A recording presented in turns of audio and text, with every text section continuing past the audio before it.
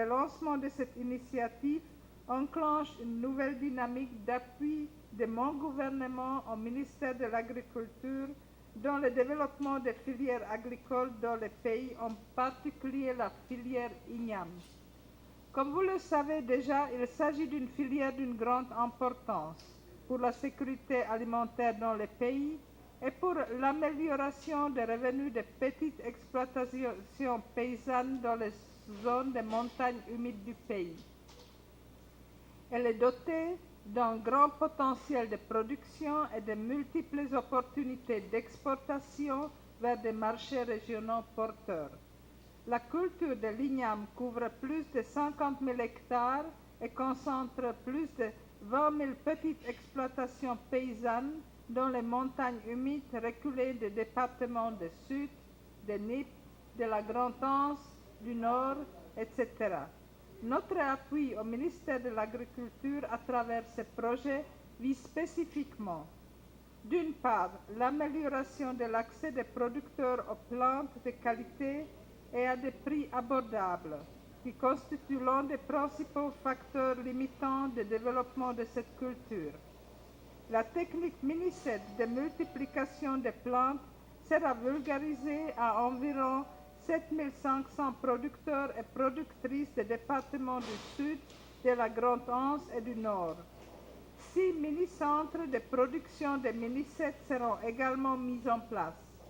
Les capacités spécifiques des femmes productrices seront renforcées pour expérimenter la technique et pour le rôle de formatrices auprès de leurs pairs.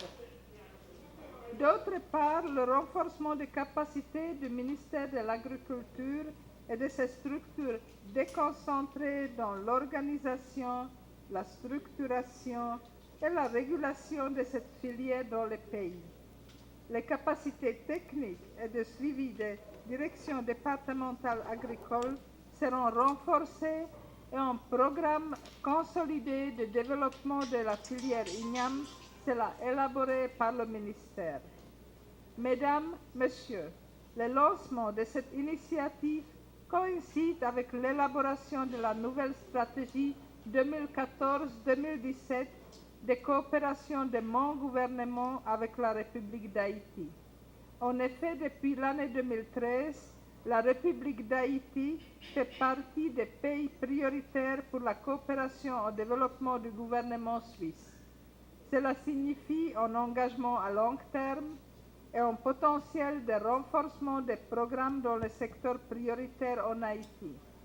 3 domaines prioritaires devraient orienter nos engagements en ligne avec les priorités de l'État haïtien. L'état de droit et gouvernance, ce que veut dire plus précisément le renforcement des capacités institutionnelles pour les services de base et droits humains. L'agriculture et la sécurité. L'axe où nous nous trouvons aujourd'hui avec ces projets et où nous soutiendrons la relance agricole et l'aide alimentaire face aux catastrophes naturelles. Et finalement, la reconstruction et réduction des risques de catastrophes.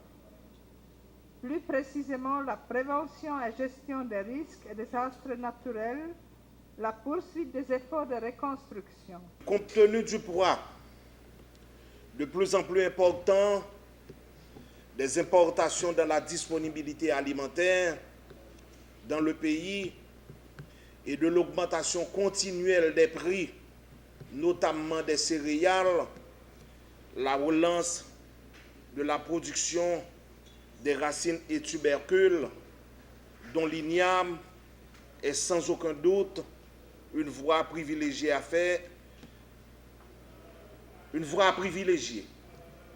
pour faire un bond vers la sécurité alimentaire.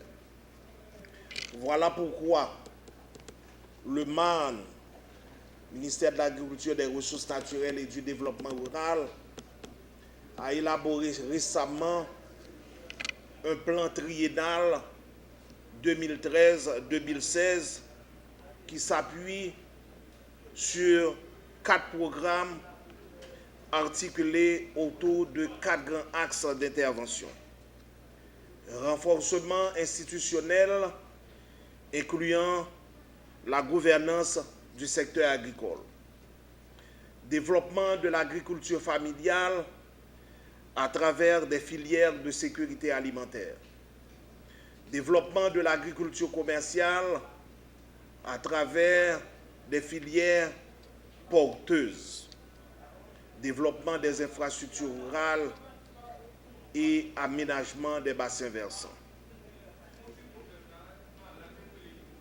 Madame la chef de la coopération, il convient de souligner au passage que cette initiative est en parfaite cohérence avec le nouveau programme triennal 2013-2016 que nous venons tout juste d'élaborer au ministère de l'Agriculture, des Ressources naturelles et du Développement rural.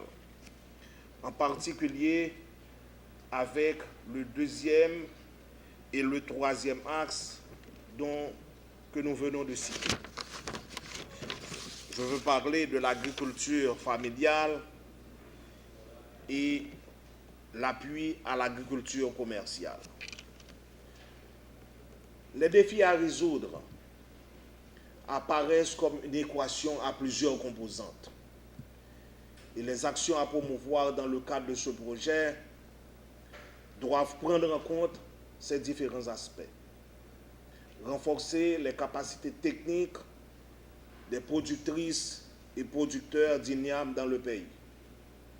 Mettre ces producteurs et productrices en situation pour améliorer leur système de production sans porter préjudice aux ressources naturelles locales. Et je voudrais, en fin de discours, rappeler à tout le monde que cette initiative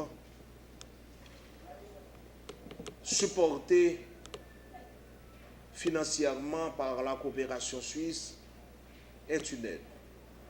Et nous voulons déjà dire que cette aide va pouvoir nous aider à nous passer de l'aide.